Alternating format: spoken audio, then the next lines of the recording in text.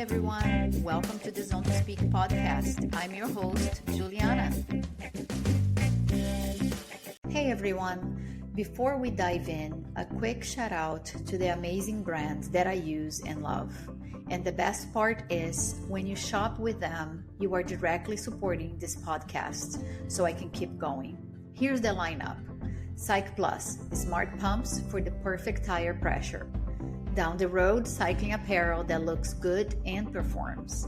New Zest, clean, plant-based protein and nutrition. Oleos, wellness shots with adaptogens and neurotropics for energy, focus, and recovery. Code Age, high-quality supplements like multivitamins, creatine, and collagen.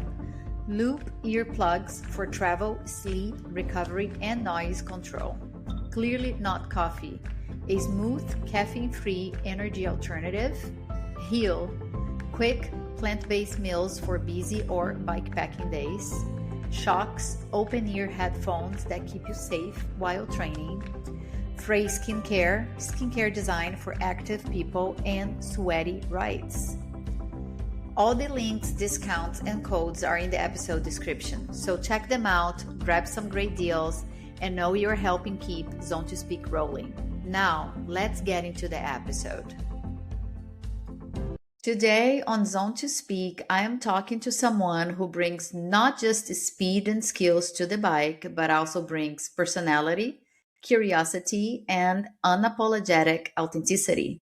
My guest is Timia Porter, cyclist, community builder, and the voice behind The Carbon Queen, a presence in the sport known for sharp insights, bold energy, and a real-world approach to training, racing, and life on two wheels. Yeah. She's an athlete who brings neurodivergent awareness into the conversation around performance and intentional living, and that makes her one of the most compelling voices in the sport right now. Let's get into it. Timia, welcome to Zone to Speak. Thanks for having me. It's amazing hearing the intro. I'm like, who is this woman? I can't wait to meet her. Love it. Love it. So every rider has a path into cycling that is shaped by a blend of passion, circumstance, personality, chance. How did you first get into cycling? What's your story? What was the spark that made you take it from a hobby to something that became central in your life? Honestly, cycling became a way for me to escape my physical surroundings. Just the relationship that I was in the home, and at the time, COVID came about, and before Okay. COVID, my escape was soccer. And since we weren't allowed to gather due to the COVID restrictions, I had to find a way to not only escape, but to stay conditioned and fit. Should I survive COVID, fingers crossed, and want to go back to playing soccer, I definitely wanted to pick up something that could keep me in shape. And so from there, riding solo, naturally, when you're doing something by yourself outside, you tend to run into other people doing hopefully the same thing that you're doing. And then from there, just being invited to group rides and meeting different people, being introduced to different people. And yeah, just meeting my fiance, who's also Oh, Yes, who's also a cyclist and was a crit racer at the time. One thing just led to another, honestly, all just from wanting to escape my environment, also wanting to stay level-minded mentally and emotionally. That is ultimately what led me to where I am today. amazing. And I see you saying all this with a big smile. Anyone listening on YouTube, watching on YouTube, you can see, but if you're listening, Tima, the Carbon Queen has a big smile telling this story. And I think a lot of people actually found cycling during COVID. So I'm not surprised. Yeah. And how You describe yourself as neuro minded, and in cycling, the mental component is massive. Can you break it down what neuro means for you in the context of cycling, and how do your understanding of the mind influences the way you train, race, and recover? Yes, absolutely. Um, Being neurodivergent means, in the most simplest terms, is that my brain is short on dopamine. And we all human beings need dopamine to complete even the smallest of tasks, right? So we need the dopamine. And before I was diagnosed, I never understood what my craving was for, like, speed and just doing things that were very daring and just a little risky in regards to, like, adventures and activities, like wanting to jump out of a plane, wanting to ride motorcycles, and go skydiving and all that crazy stuff. And so with cycling, it gives me that boost of dopamine that I need, whether I'm just cruising around the neighborhood or actually in the middle of a crit race. With that dopamine, it helps me focus. It helps me focus. It helps me regulate. It helps me just, everything seems clearer. Everything seems on point. I feel the energy and the motivation to do a thing. Whether it's like I've already received my dopamine, or I know that by doing this particular activity, in this case, cycling, I'm going to be receiving the dopamine on the back end.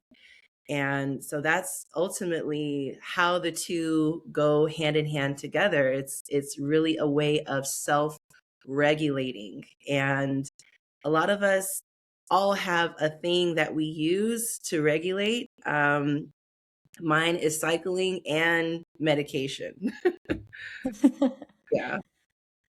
Yeah, so that's what helps you stay level, which It makes helps. sense. Like you said, everyone has their own thing. Of course, cycling also helps me a lot. Or I have a dog, so just walking my dog also really helps me just to keep breathing. Right, right. It really, being neurodivergent and an athlete, it helps us stay on a routine, because without a routine, my brain can feel pretty scattered. Even like conversations, doing interviews, like I have literally 12 responses that are trying to come out of my mouth all at the same time, and without something to regulate my brain and my feelings and my emotions, it can sometimes come off like all over the place. Like, I'll take you on the story over here, and then we'll come back over here, then we're over there, then we're over here, and then finally we're back at where we started. And there's nothing wrong with that. It's Right, all good. right. You go by the Carbon Queen, Yes, both on and off the bike, yes, and the identity carries attitude, personality, a point of view. It's yes. not just a name, it's a vibe. No. How did the Carbon Queen come about, and what does that identity mean to you personally and as an athlete? So I'm so glad that you asked. The Carbon Queen actually comes from being called the Carbon Princess, because when I am on group rides, I tend to show up and show out on the group ride. And it was the end of one particular group ride, and my fiance called me like, "Oh, aren't you just a little carbon princess?" And I was like, "You mean queen?" So that's how it came out. Obviously, my bike is carbon. I don't know what I'm gonna do once they come out with a new material for bikes. But that's how the Carbon Queen was created. I believe that all of us are queens, honestly. I believe we're all queens on bikes. And just from one queen to another, I'm just announcing, like, hey, I see myself as a queen, and I hope you see yourself as a queen too. I love that. I Yeah. love that. Yeah, that's really good. It feels good to name it and live it. Yeah. Like you said, it's also not exclusive. Be yourself, if it's Right. a queen or not a queen. Exactly. Yeah. Okay, so Um, what did you say? yes, I'm smiling. I don't know. Oh my God, my cheeks hurt. Oh, you have a beautiful smile, so keep doing what you're doing. Let's talk a little bit about race strategy and intuition and how you approach competition. So race, it's not just physical, it's also strategy, decision making. For riders who combine neurodivergent and with power and the edge, can make a difference. When are you on the start line or even on the middle of a race? How do you approach strategy, and how much comes from instinct versus structure and preparation? Ooh, I would say it's definitely 50-50. First and foremost, it starts with the mindset before even showing up to the line. You know, getting your mind right, getting your breath work in order, because there's a lot of anxiety, even for the neurotypicals that compete. When you're neurodivergent, it's like you're fighting it times two, times three, times 10. So definitely talking with my coach plays a huge role in me leading up to the start line. My coach is David Listholm of CIS Cycling and Training Systems. And he is very much like, I would say, Dr. Phil meets Ray Lewis meets Oprah. Like, he's like all in one. That's Can I before we, give him a call? yes, please give him a call. That's before we even talk about the physical racing component. It's all about the mental and emotional intelligence. It's very big on mental and emotional intelligence, because when it comes to racing, we all tend to fall victim to our ego, you know? And when the ego is driving, we tend to do things that are not as wise as we should be doing. So we have Yes. to check ourselves, we have to check our ego, make sure we're not having any type of imposter syndrome, making sure that we're actually utilizing visualization and seeing what it is you want to accomplish and how do you plan on executing that. That's before we get to the line. Now, once we're in the line, me speaking for myself personally, I just hyper focus. I get like my pre dopamine. I just hyper focus, and then in the middle of the race, you got the dopamine, you got the adrenaline. It's just like tunnel vision, and it's all systems go at that point. And now I'm just replaying the things that I've heard in my head, that I've been told, as far as the moves that I want to make, and just making sure that I'm executing everything that I've learned. You know, ultimately, I have everything that I need inside of me. And we all do. We all do. Like, I honestly feel like 60% is confidence and mindset. Everything else is training and preparation and all of that. But if you have your mind where it needs to be, it will take you everywhere you need to go. Yeah. Yeah. I think, yeah, everything you're saying, I'm just nodding because, the whole ego thing, like when someone is passing you and you're like, no, instead of sticking with your training plan. Yes. Well, not training plan, race strategy. And also, the mindset of talking to yourself. And I can say this for myself because my mind is my worst enemy. It doesn't matter how strong I am, when I start to get tired, there's so much conversation going inside my head, fighting the negative voice of like, you're tired, you can do it, or Shut up, legs. doesn't matter. Yeah. Yeah, Yeah. you really, you can train so much. You can only train so much. And it doesn't matter how much training you do if you can't execute. Yeah. Execution. And you properly execute when you tell your ego to shut up, you take a deep breath, and you do what you need to do when you're supposed to do it. Yeah. And how do you balance all that? Because now we live in data era, right? Like it's so easy to train by numbers, but Hmm. like you're talking now, like there's also intention and feel and context than what's alone. So how do you balance the structured training with listening to your body, specifically with the neuro factors, Hmm. also like fatigue and focus? I balance it by not looking at the numbers when I'm training. When I look on my bike computer, I have certain things hidden on purpose, just so I can connect what I'm feeling at the time of completing the training. It's like a blind study in a sense. Like, I don't know that I've just hit 200 watts for a period of 30 minutes. I don't know until after the fact, you know? So Yeah. it's almost like a surprise to me when I execute the training and then I look at my stats and I'm just like, "Oh, like I felt great." When I think if I would have seen the numbers, my mind would have tricked itself like, you're working too hard, you're fatigued, you should be fatigued going 300 watts, what are you doing? Like, no, like I keep that part blind until after the fact.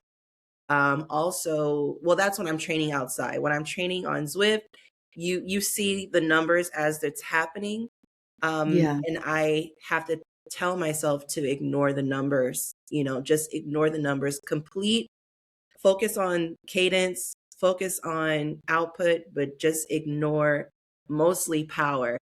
Mostly power is what I'm trying to not focus on, because that's all the rave is power, power, power, right?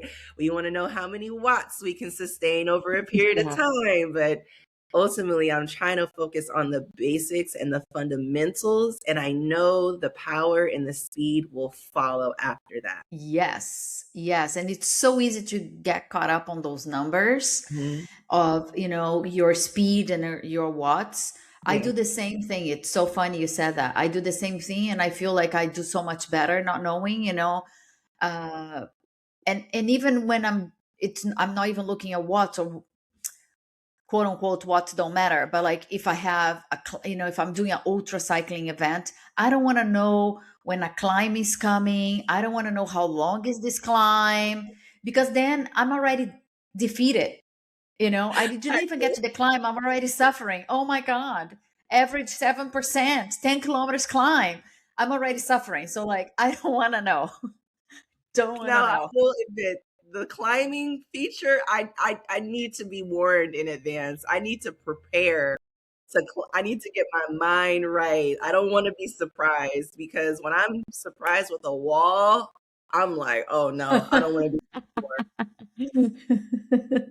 Yeah, no. And I was actually riding in Rwanda and we had a big climb. I was doing as a pair with my BFF Juliet, and we decided to rest and do the climb, start at 2 a.m. because it would be cooler. And we did that, and just because it was nighttime and I couldn't even see the climb, it was such a smooth ride, so that's when I started to hide numbers and I don't want to Okay. see it because I just do better. But again, it's all about the mindset, right? And knowing yourself, because you want to be warned and I don't want to be warned, and you do better warned and I do better not knowing, you Yes, know especially when I'm leading a group ride, I tend to do this hand signal. mm-hmm. This hand signal for everyone who's behind me means that we're approaching a climb. A hill, a And climb, that's got it. because I need to get in the right gearing. Mm, Depending on the pace, if we're going 10, 15 miles per hour, then you have enough time. But if we're gunning it and it's yeah. all gas and no brakes, and then where there's an incline, I'm letting people know, like, get in the right gear, because there's a climb coming up right now. I like that. That makes sense. Yeah. So tell me a little bit about leading rides. I know you also work with Zwift. Um, So what's your role with Zwift in, so you lead rides on Zwift, you lead rides outside. Tell Yes. me a little bit more and how you connect with other riders. Yes, I'm a brand ambassador for Zwift.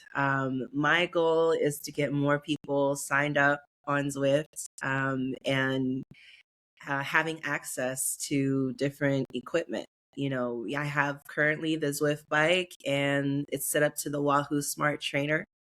Um, and so that's ultimately just showing people like, look, if you're not able to go outside and ride your bike, there's an alternative over here. And you don't have to worry about taking, not all of us have the pleasure of more than one bike. Yeah. I have one bike, you know, so that's my bike. So having the Zwift bike and the Zwift trainer is great because I don't have to worry about Yeah. taking it on and off. Also, emotionally and mentally, sometimes I don't have what it takes to convince my mind to go and pick out a kit, go and make sure everything's charged, heart rate monitor, like everything that goes into getting on the bike to go outside is literally cut by like 80% for when you're getting on Zwift. And it's Yes. really been clutch on the days where I'm extremely sad or I'm just unmotivated, you know, and I'm just like, I don't have what it takes. But then I look at my bike and it's like, just put on some bibs and some shoes. Like half the time, I don't even have a bra on or anything. I'm just like, all I need are bibs, socks, and shoes, and a water bottle and a heart rate monitor. You can do Zwift like half naked and get your workout in. No shoes, no shirt, no problem. Yeah, exactly. Knowing that kind of gives my brain a little bit of a relief because I'm like, that's not too bad. I don't have to look for a route or figure out is what's the weather or is it traffic outside. There's so many things that come Yes. up for me to go outside. To be able to just hop on my bike is a lifesaver, literally a lifesaver. Yeah, I Um, couldn't agree more. I really enjoy training. I mean, I love going outside. mhm, Nothing replaces that. But like for me, I also need structure. So during the week, because I work, it's really hard to, like you said, put all the clothes on. Is how is the weather? What am I going to ride? What is my training to decide the route? And all the time that you put into that. So it's just easier for me. Wake up. I don't even need to do my hair, like you said. You don't need to do a braid or anything. Just get on the trainer, yes, and that's it.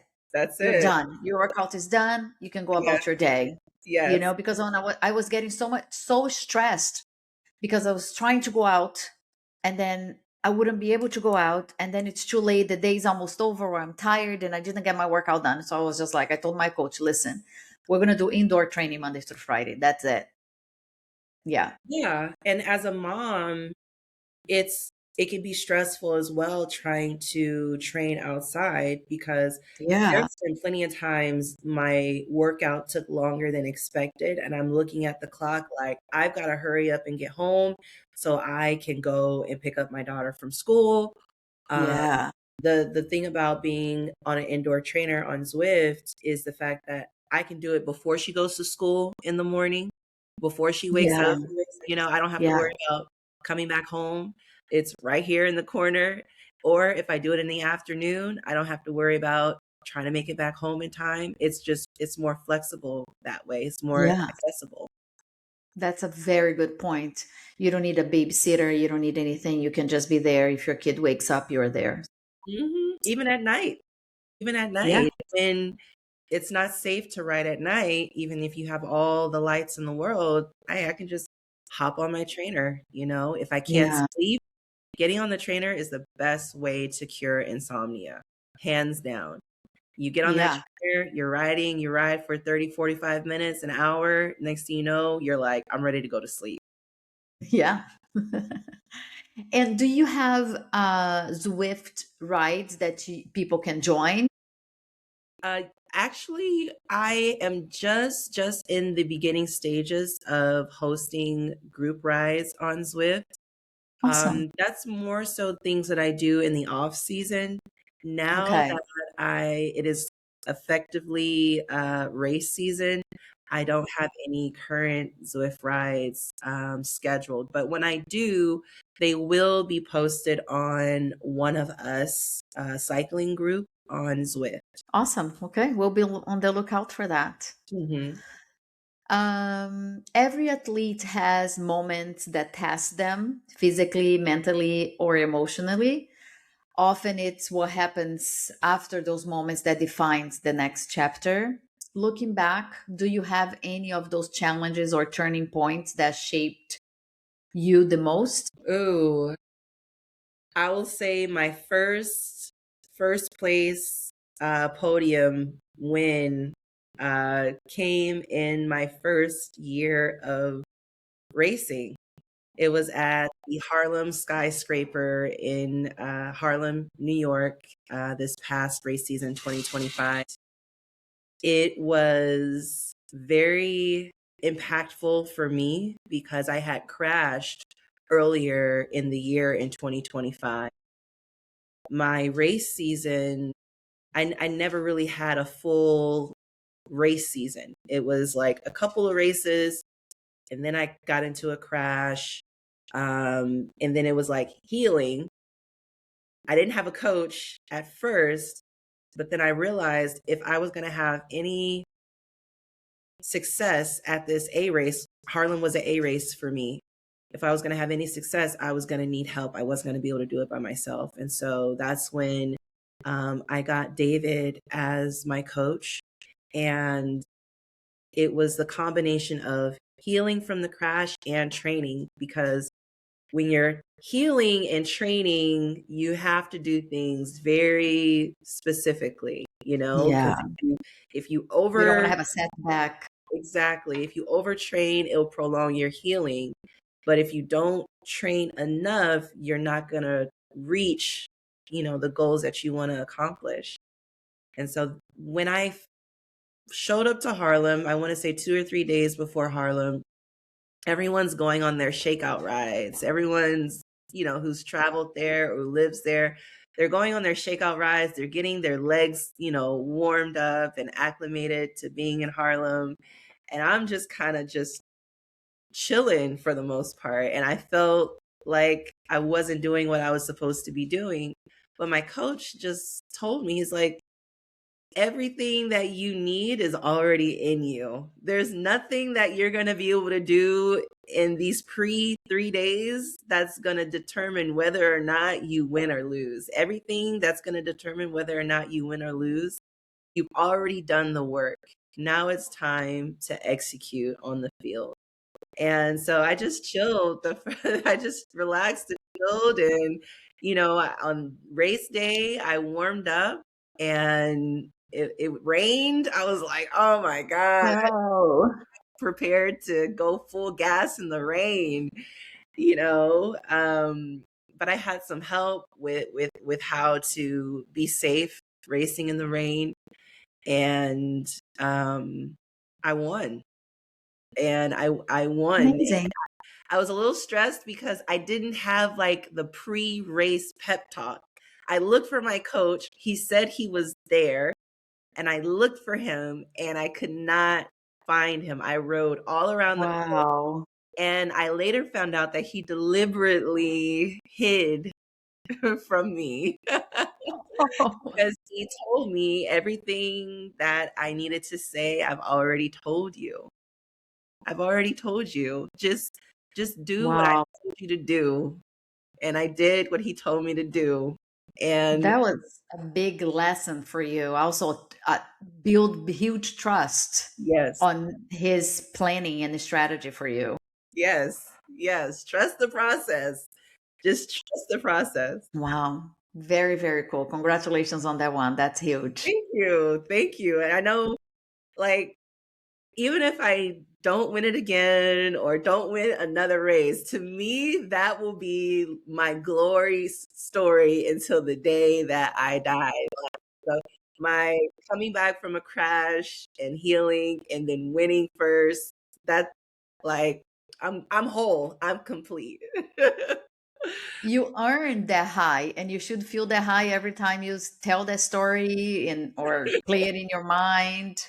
You Yeah, earned that one. yeah. Yeah. So we talked a little bit about training on Zwift helps you balance, like being a mom and things like that. But how else do you balance cycling with life outside the sport? Relationship, rest, nutrition, personal time? I love that you asked me that question because the word that stands out to me the most is rest. You know, burnout is a real thing. Physical and mental burnout is a real thing. And I feel like our dreams, our goals, and our ambitions sometimes lead us to believe that rest isn't a sign of it leads us to believe that rest isn't necessary. And sometimes we think that if we choose to rest or say no, that we're somehow not committed, we're not dedicated, we're not disciplined, we're not motivated, and it's really being honest with yourself. That's how I balance everything, being in touch, being in tune, and being honest with myself. I have a workout scheduled. I'm not feeling it. Is the not feeling it me being lazy? Or do I really need to get a few more hours of sleep tonight so I can wake up tomorrow and do the training that's prescribed for tomorrow? Because it's not just about quantity, it is about quality. There's been times where I have just sucked it up because like physically I was tired, my legs were dead. I wasn't recovering properly from my previous workouts. And so I had a workout plan and I did the workout anyway, but it was trash. It was absolutely trash. And my coach could see that it was trash based on the metrics. He was just why even do it if you're not going to do it? And I'm just like, well, I don't want to miss the training. He's like, well, technically you did because you weren't able to execute the training. It's as good as not doing it at all. And so I had to start listening to my body and saying, is my body in a position to give a quality output based on the way that I'm feeling? Or am I just being lazy? Am I just just being honest, like having real honest conversations with myself? Having a routine helps a lot. Having a schedule helps a lot. Mhm. Knowing I can see my schedule a month in advance, 2 months in advance. That helps a lot. I need reminders. I need things on the calendar. I need invites and invitations. Like those things help a lot. So Me too. yeah, to answer your question, it's just making sure that you have a routine, making sure you can see things visibly to stay on track, and being honest with yourself, and making sure that the people in your corner are there to support you and they understand. Oh, if I can't go to that group ride because I'm training, you support that. You're not judging me or guilt tripping me. My partner Yes. knows that, I have 2 hour training block where I'm not going to be able to go and run errands with you because I got to get this training done. Or even when I haven't gotten my training done and my partner goes, what's on your training today? And I'm like, he's like, go hop on that trainer and get your workout done. It all helps. Yeah, having a support system is major. And you Yes. touched on something that I felt seen, um, which is, executing the training. It's so important because I have a new coach now, and I loved when he actually called me out. He's just like, "I'll give you a seven for execution." I was like, "What?" And yeah, and then I had this wake up call that sometimes, yeah, I am also a little bit lazy, and I need to have those conversations with myself where I'm obsessed of getting those greens on Training Peaks. So I'll just do a little bit, I'll get the green, and I'm good. No, I'm not, because I'm not really executing. So what am I doing? No, no. And what are you training for? Is it just health and fitness, or what are you training for specifically? Yeah, right now it's health and fitness because I always raced and I was very focused on ultra cycling, but I don't have the time right now and I don't have the racing bug right now. I mean, I love it and I want to do it, but I'm being honest with myself that I just don't have the drive right now because ultra racing takes a lot out of your body. You need to endure the suffering. So I'm just training for fitness and wellness and for adventures on my own pace. I think that's a part of cycling or even competing as an athlete that we tend to forget about. I know myself, when someone tells me they just ride for fun, I admire that because I don't know how to be okay right now with just riding for fun. My life without racing, I don't see that. As long as I'm physically and mentally able to race my bike, I want to race my bike. And at the same time, I would love to like not have this bug, that I have, and to just be okay with just riding my bike or even riding my bike by myself. Like I look at pictures of when I was just a solo cyclist, and when I think of riding my bike by myself now, I'm just like, no, I want to do rides with people. Like that's my jam now. So I admire people who don't have the desire to race. I admire the people who don't even have a desire or the need to ride in groups. I think those are the real like unsung heroes because they've figured something out that I haven't figured out yet. I don't know, I hear what you're saying and I agree, but it took me a Yeah. while to get here and to accept this. Like last year, I did a few races and I DNF because I wasn't in it. And then I was like, why am I forcing myself? But it's hard because it was also my identity for so many years of racing, racing, racing, racing. And I don't know myself without racing. Hmm. But I think also having a coach, I'm not letting go of a coach, right? Right. So it's someone to keep me in check and build my performance, make sure that working on my fitness. And I do have those trips, even though it's not racing, at least I have trips where I'm going to be with friends and I need to keep up. Hmm. So, but it took a while. And I still think on back on my head, like I will be back. I will be back. Hmm. But And even if you're not back, that's okay too. yeah, Ultimately, it it's is. about riding a bike, no matter if you're racing or riding for fun by yourself or in a group. As long as you're on your bike, that should just give you everything that you need.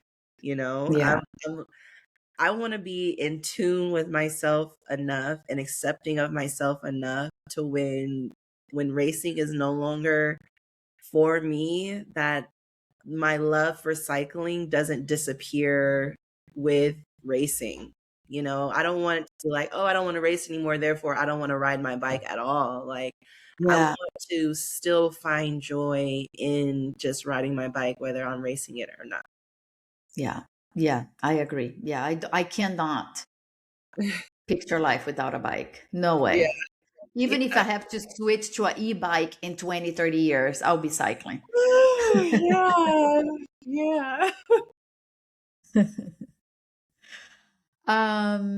So every athlete's journey keeps evolving, new goals, new challenge, new perspective. What's next for you? Any goals, races, projects, ideas that you're excited about? My goal is to expand my reach as a African American 30s, second chance athlete, um, veteran, neurodivergent, neurospicy woman.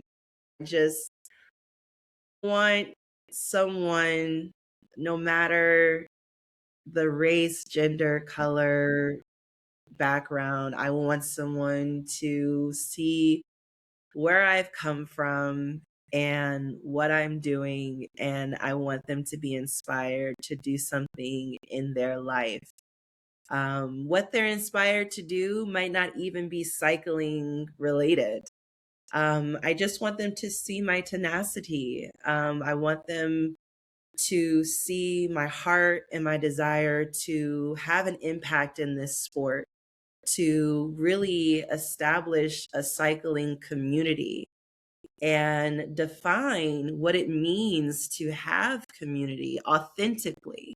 You know, a lot of communities are communities by optics, you know, but the inner workings of the community that they're displaying don't match, you know? So my goal is for what you see on the outside is what you're getting on the inside as a community leader, as an advocate, as a cyclist, as a competitive cyclist, bridging the gap between the two, being an inspiration, impacting lives, and changing communities one ride at a time. Wow, beautifully said. And I think I saw some of that, and that's why I wanted you to come on the podcast. And I'm so happy that you're here. Thank you so much. The Carbon Queen, double E. Thank you for having me so much. It was truly an honor. I respect your work. I've seen so many of your podcasts. And when I was asked to be on, I had a little bit of an imposter syndrome moment. I was just like, are you sure you have the right email address? So, thank you for having me, and definitely providing me with a space and letting me know that I do belong here and I am welcome here. And thank you for seeing that. You are a star. So keep on inspiring us. Thank you so much. You're welcome. And that's all for today's episode. I want to thank the listeners for tuning in. Your support means everything. If you enjoyed this episode, please consider following, leaving a review, and sharing it with your friends.